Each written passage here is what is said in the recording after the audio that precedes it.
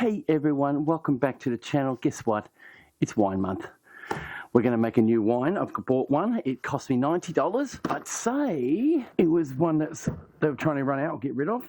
It's a Wine Expert Classic. It's Sangiovese. Sangiovese? Sangiovese. It's an Italian wine, a red. And I'm here to show you how I brew it.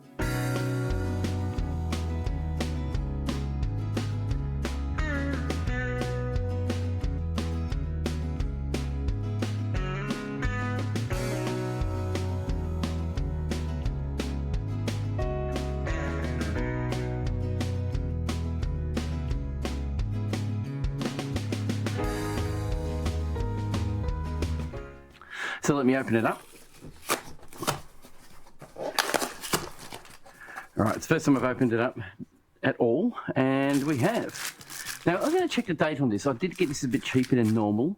Normally they're $130, $140, and this one cost me $90. So I'm going to just check the date and make sure everything is in date. Let's see, there's no dates on that.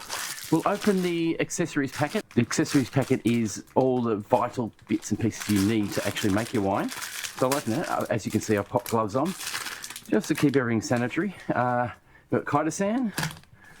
We've got the instructions. We've got the yeast. Now there's the yeast in date. What's it say on the side here? Hang on.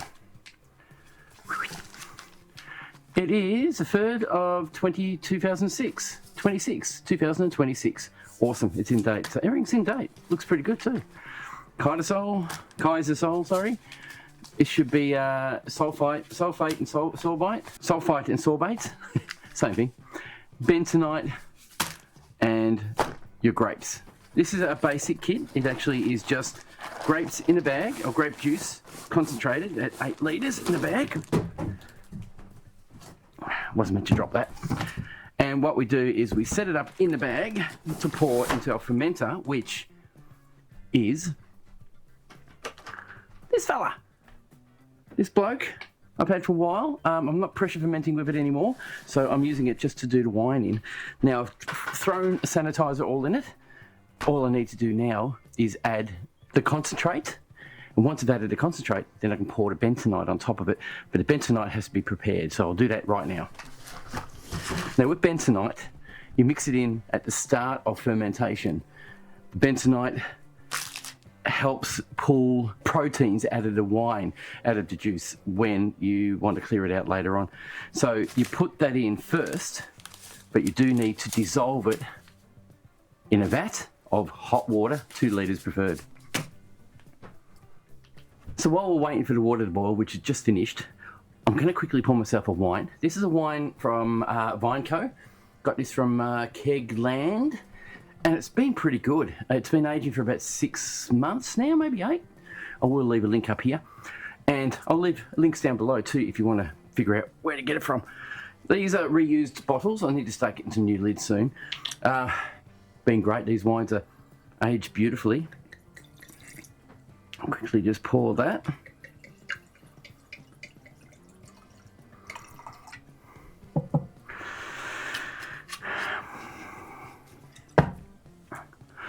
They got French oak chips in it, and you can't smell that. It's still in there, but they're aging beautifully. They're a very nice wine. These glasses are wine glasses without the stem that my daughter actually gave to me. They're bloody awesome, and they do the trick, especially in your workshop environment, and you want to do all this and have a bit of a drink at the same time. You can, because it's not so cumbersome. That's a tasty wine. It's dark, dry, slightly bitter. It's not bad. It's not perfect. It's not like a bought wine from the store. But if you buy a cheap wine, this is the way to go. I think these only cost around about $2 a bottle or something to make. So they're pretty cool. Anyway, the water's boiled. The bentonite is ready to do. So what I'll do is I'll just pour hot water in here. It says to do 2 litres of hot water. But I'm going to do less because this is too small, sorry. So we've got the bentonite, which is this bloke, and all we need to do is just dissolve it a little bit to make sure that it mixes with your wine when you do your fermentation. So sprinkle a little in, we'll get the left fork, and we'll stir it. It doesn't have to be perfect. It will dissolve anyway in the wine as you go, but I do it like this because it really helps get it really well dissolved.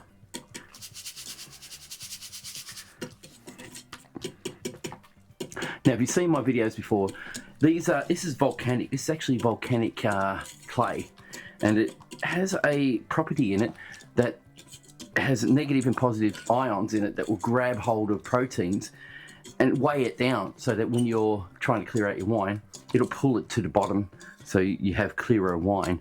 I don't filter my wine. There's no reason to do that. Everything comes out pretty clear anyway when you use bentonite like this. Now, I used bentonite in this container last time, and it actually damaged the container. It is stainless steel, but it stuck to the bottom. It was really weird. I didn't actually take time to clean it out as soon as I finished pouring it into the fermenter, and it damaged it. It's definitely got some chemicals in it that work. Okay, I'll just keep stirring that for a little bit, and once it's nicely dissolved, we'll start working on the extract.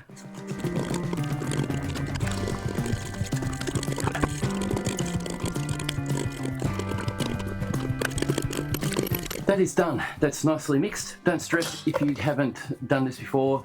If it doesn't mix well, don't stress, it will still work. Now, we have the instruction manual, please read it. We're going to have to follow it down to a T. First thing we do is we sanitize everything. Before we do anything else, we have to sanitize. I have a chubby here. This is my fermenter.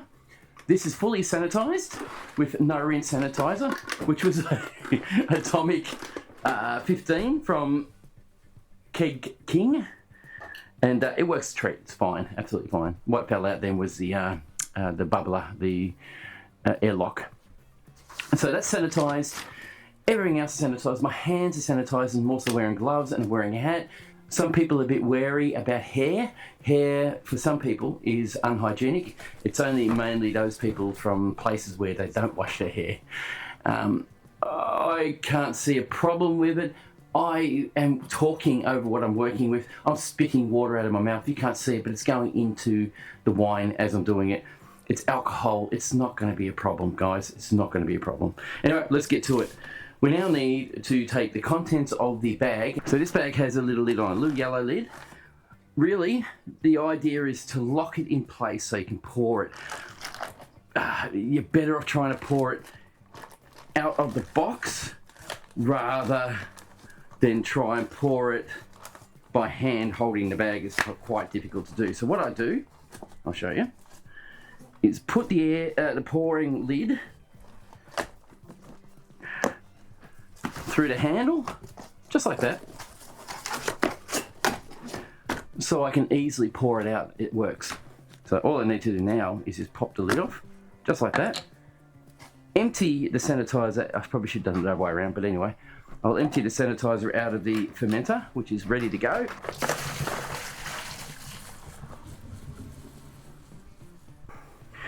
Now what we have here is no rinse sanitizer. No rinse sanitizer is a product that you can put in your fermenter and it will stay stuck to the sides indefinitely as you try to pour your product in there. Now I have a funnel somewhere, but I can't find it. So I'm going to take a chance and try and pour this without spilling it. This is going straight into the fermenter, like that. Oh, that's dangerous. Straight on top of the no rinse sanitizer, just like that. See how easy it is when you pop the lid through the handle? How much easier it is to pour? Now that's 8 litres I've just poured in there. I do have increments on the side of this fermenter, up to 30 litres. I need to make it 23 litres, so I now need to fill up my box, this one here, with another 8 litres of filtered water. This is actually a filtered system. I've got a filter in line and it's actually running through a consumer safe RV hose, basically hose system that you use in RVs that we can actually drink from. But the good thing about doing it like this is I can actually fill this up, and I've already got increments on the side of my bottle or my fermenter. that will actually tell me how much I've got in there. What I'll do is I'll pop the lid on. Now that's done, I'll pop the lid back on. Just to seal it while I'm shaking it around. So why we refill it is it dissolves what's left of the extract that's already in there. It's shooken around enough, I think. It's off, and we shall pour that in as well. Now that would be about 6 litres that's going in. So for me, that'll be, what, 14 litres?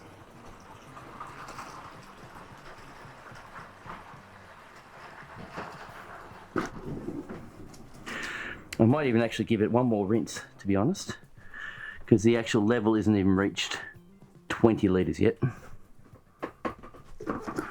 One more rinse. Quickly pop that in. Guys, this is how easy winemaking is. It just takes time, that's all. You need 8 weeks or more to actually do it. Damn it. Oh well, I'll just push that through. So here you go. This is what it looks like when it's been rinsed.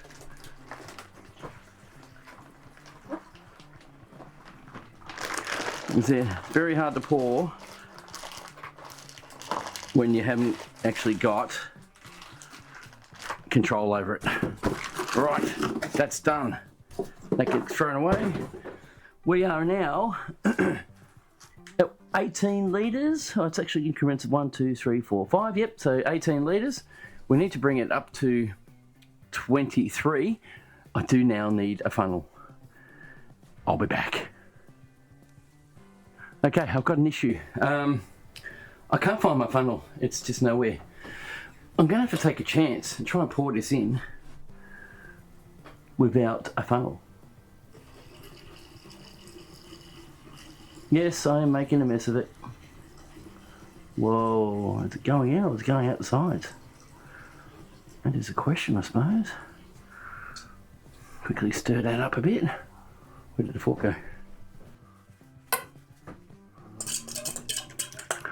That settled a little bit on that base then. I'm really careful.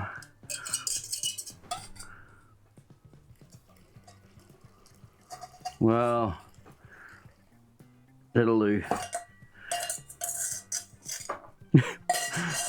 That will do. Now, I'll quickly rinse this. Basically, what I was saying before is, the last time I did bentonite in this, I left it in there and it dried up. And it actually ate into the steel. So bentonite can be pretty full on, I can tell you. Quickly wipe that out. And that's done. So we're currently at 20 litres now. I need to top it up to 23, but first I do need to add another product. If your kit contains oak chips, which is these fellas, to add now, stir well. Okay. I'm going to top it up to 23 litres because this will make it a bit fuller, but it's not going to ferment and it's going to be removed later on. So 23 litres it is. I will bring it to that, and that way we have an accurate measurement of wine value. Now, in the past, I've taken this to 20 litres to give me more flavouring, but I found recently that it really does work if you work off the instructions. 23 litres and you still get a really good wine. Anyway, we'll top it up.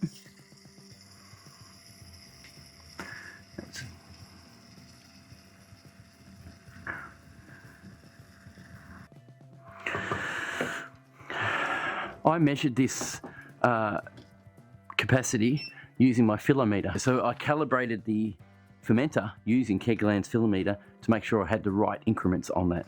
And it's been a helping hand because if you've watched this channel before, I have forgotten to do stuff like measuring how much I've got in there. So in goes the oak chips.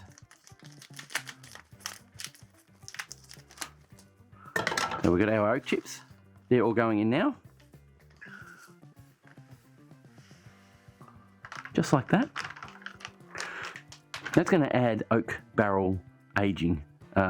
It's not perfect, and I do know that oak barrels work a lot better, but it's going to just give a nice bodied wine and just an easy drinking wine, so it's going to be fine. I'm not going to put the yeast in yet because I want to take a sample so I can measure the gravity. I'm going to stir it with my thumb over the hole. 23 litres equates to about 25 kilos. Oh, it's heavy. I'm going to just quickly shake that up. Just to get a good stir in. Oh, there we go. Nice and pink. I still need to take a sample. I have a wine thief that will work, so I will use that. I need to clean it and sanitize it. It is cleaned, I just need to sanitize it. So I've just poured some sanitizer that I have pre-made out of a barrel.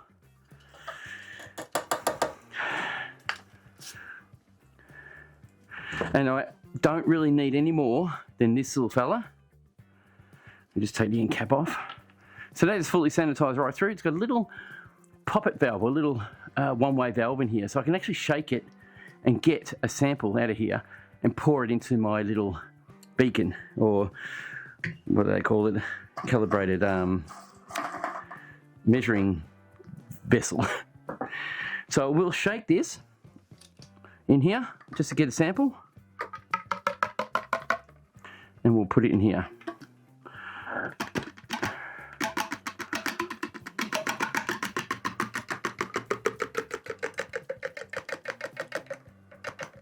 I didn't get enough.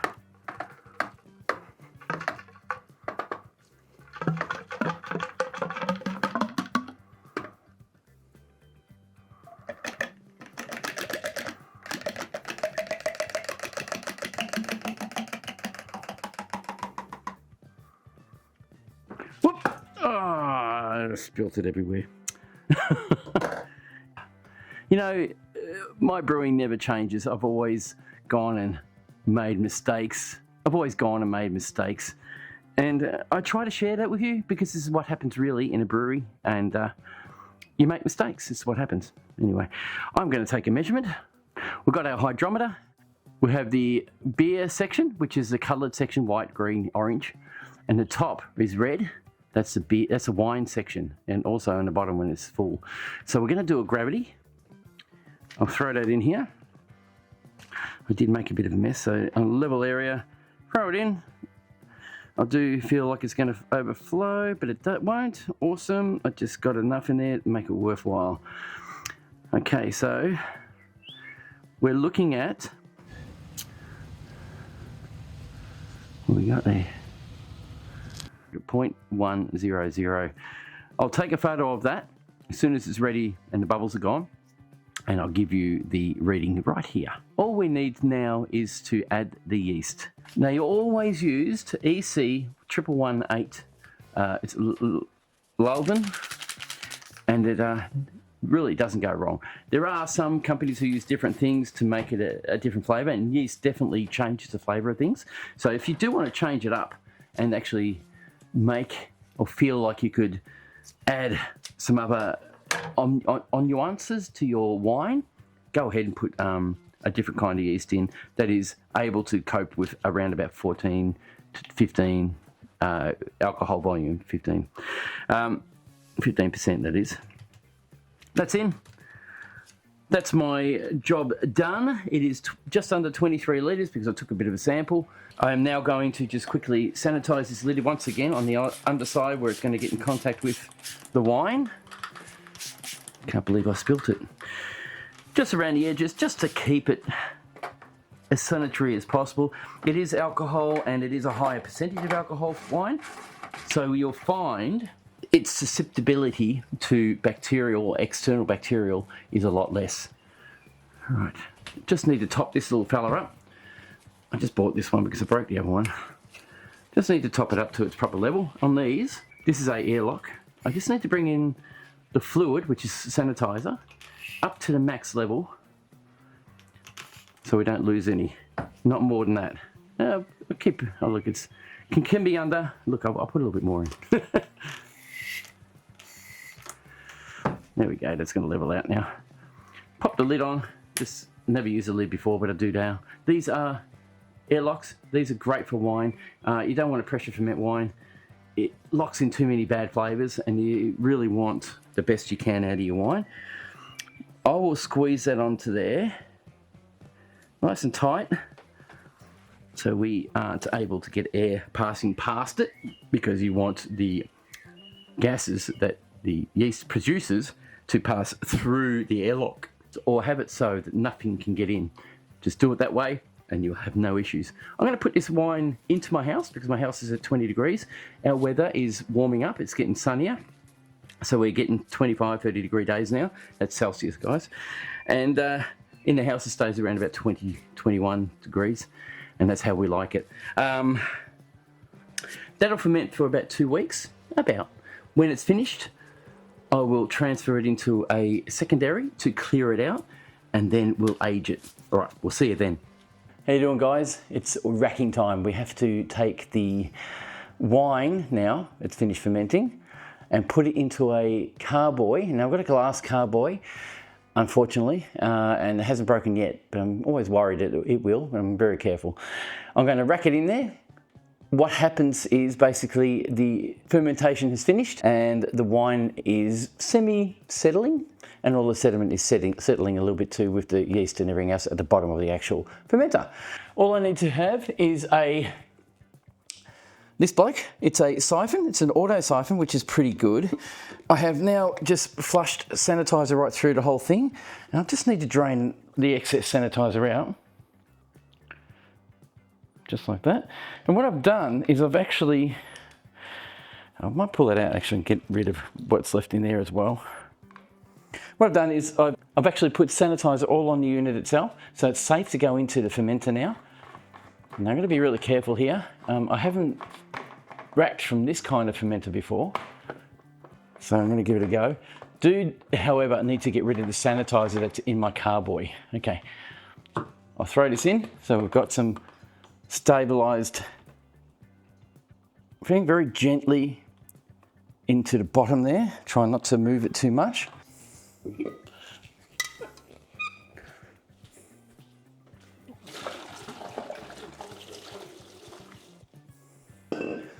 Okay, so that's empty, and the instructions do say that you need to check your fermentation when it's finished. Make sure it is actually finished. Wait 48 hours, 48 days, wait 48 hours, check it again, and if the level of fermentation has finished, it'll stay the same for over that 48-hour period. All right, we're gonna start racking. I'll grab my sanitizer bottle, grab the cable, or the silicone hose. I'll just spray some more sanitizer because it's been touching the surfaces of the table and everything else, my hands, things like that. And I'm just gonna slowly feed it into the sanitized carboy. Now, as you know, as you can tell, I'm saying sanitized all the time because people out there believe I'm not sanitary, that everything is sanitized. It's no rinse sanitizer, it's food grade, and it won't harm you if you have a little bit in your wine. And it won't harm the wine either, by the way. All right, we're gonna start the siphon. We'll see how we go. Lift, push down, just like that, it's begun. Now I'm gonna leave it like this, stable, until it drains itself empty from the actual fermenter into my carboy, and then we're gonna add some chemicals to kill the yeast to make sure it doesn't keep fermenting. Right, I'll come back to you when it's ready.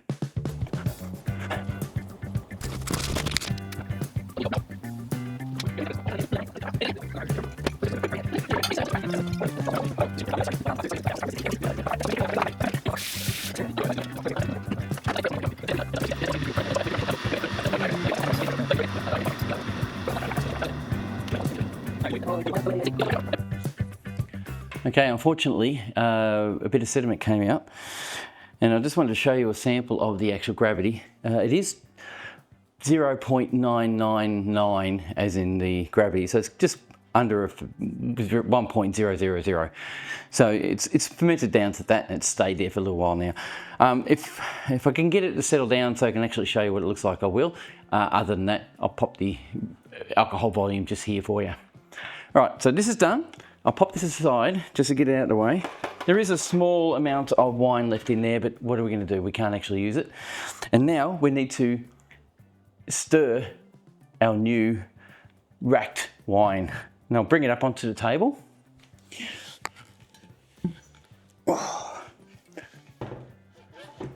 Whole thing has been racked to the carboy as best I can do it. It was as clear as it can get. Got a bit of sediment at the end, of course.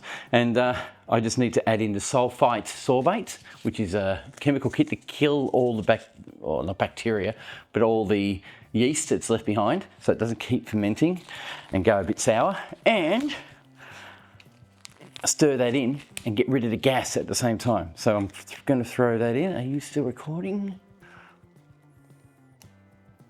Yes, you are. This will just pour into the top. Now this will also kill you if you eat too much of it. No, this will also kill other bacteria that shouldn't be in there. And that way you're a bit safer later on and preserve the wine a little bit. It's like a preservative basically. I'll just throw sanitizer on the stirring stick that I formed myself. This is out of a plastic spoon, and I just heated it up and made a bit of a fin out of it. And it actually really works well, and that's the reason why I do it. What we're doing now is we're going to stir it left and right to get the gas out, because when you ferment, it creates a CO2 into the wine. It actually impregnates your CO2 into the wine and it becomes carbonated. You want to get that out of the wine because it doesn't really appeal to anybody drinking red wine that has bubbles in it. All right, so this is going to take about 4 minutes. I'm going to turn it left and right and do it 30 seconds each direction to get it pretty well stirred and gassed or degassed. All right, let's go.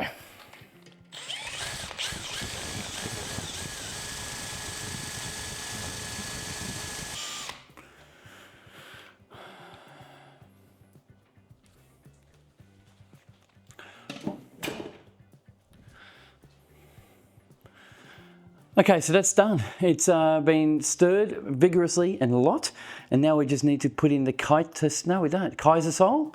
And the Kaisersol is just what clears it out over time, and about 24 hours later we end up putting the Kaisersan in, stirring that in as well, and then we'll leave it for 2 weeks to settle it. So I'll put the Kaisersol in now, and these scissors.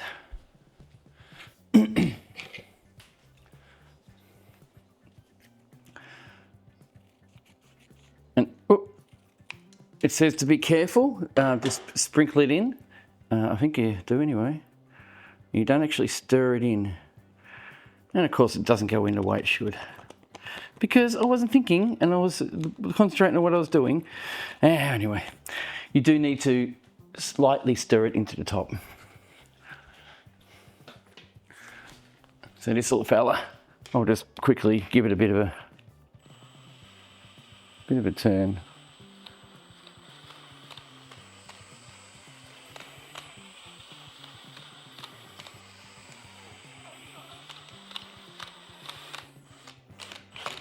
So my friends, tomorrow we'll come back to it. We'll put the Kaisersan in there and we'll wait for it to clear out. I will now put the airlock on top, which I just broke. Airlock just broke at the base. It'll still be okay though. Can use it like that. That'll stop any more bacteria getting in after what I've done. Now I'm going to come back here tomorrow, hit it with the Kaisersan, and then wait for another 2 weeks before we can actually try it. All right, cheers. Okay, we're at the 24-hour mark and we need to add the Kaisersol now to clear it out completely. But with Kaisersol, we need to just sprinkle it on top and just gently stir it a little and leave it. That'll help bring out more of the sediment. So I'll just pour that in very gently.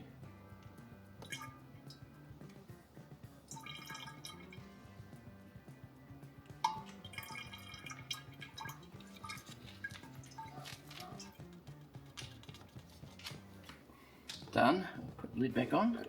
I'll just give it a little bit of a twirl, just to get it to move around a little bit, just at the top. That's all I need to do. I'm going to wait now for another 2 weeks, and then just bottle it. Hopefully it'll come out nice and clear and clean and very nice tasting. So see you then. Okay, now it's been about 14 or 16 weeks since I started the video, and I'm happy to say I've just started bottling. I grabbed the I grab a couple of corked bottles from Kegland. They had them on special for $30 for a case of 12, so I've got 24 bottles. I've also got this one. This is the leftovers. I didn't have enough bottles, so I put it in here, and it was just enough to fit in there. That is 64 ounces, and I labelled everything. So basically, I poured it out of the settling pond, the secondary, and siphoned it all into my bottles, as you can see here, and then I corked them.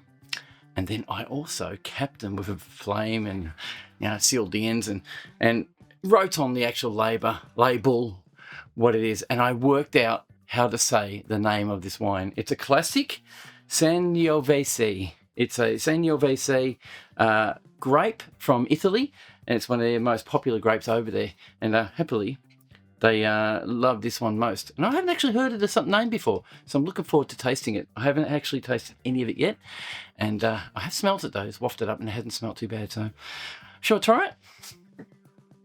Quickly open up my my jug, and we'll pour some in, and I'll give you a bit of a look-see. As a kit, it settles down nicely. It was easy to make. Look, it's the same as any other kit wine like these. If you follow the instructions down to the T, you'll get a good result every time. The only thing I have found with these kits is as they age, they do lose their quality. Okay, it has a new wine smell. Give it a few months and it should taste really nice and smell really nice. I thought I would get some oak smell. I put oak in it, didn't I? No, I didn't put oak in. No, there was no oak in this one. It's just a grape. It's meant to be very dry.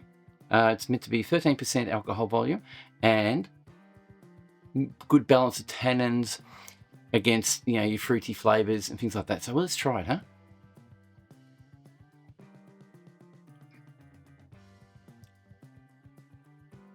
That's good. All right, I'm getting a very dry taste. Tannins are coming through on my tongue. The alcohol is definitely pretty dominant. There is alcohol right through it. Tastes good though. That's surprising. The way these classic kits from Wine Expert, they're not always awesome, but this is very tasty. It's nice. It's got a really nice grapey taste. You can really taste the grape. I am tasting a bit of a wood flavour and a bit of sweetness as well, even though it's very dry. Very interesting. Very, very palatable. I would say leaving it in the secondary for an extended amount of time, I'm looking at 4 weeks I've left it in there, has really taken it to a better level. It's very clear, very clean, very, very nice wine, that one. Very, very good. I really like it. I'm very, very pleased. It really is a nice wine. For $90, I got this at a cheap price. And it's a classic Sangiovese, and it's very tasty, very, very nice. I did look it up, and they say that early in its life, it tastes fruity, and as it ages, it becomes more oaky and more dry as time progresses, which I don't mind either way. But I'm getting a lot of good flavours out of this. You can drink this with meat stuffs, pizzas, the real good roast that you might want to have, or anything like that. I'm really, really pleased with this wine. Wow, I like it. This is great, guys. Thank you very much for supporting Simple Homebrew in these endeavours. This is a big video. It took me a very long time to make, and I appreciate you watching it. It just blows me away how much people like this sort of video and this sort of stuff. And I think I'm one of the only wine kit makers that really posts on YouTube, and every step and little bit I do and all the mistakes I make. And I'm sure you love it too. I'm going to pop a link below on this wine through Wine Expert so you can check it out yourself. I am not affiliated with anybody for this.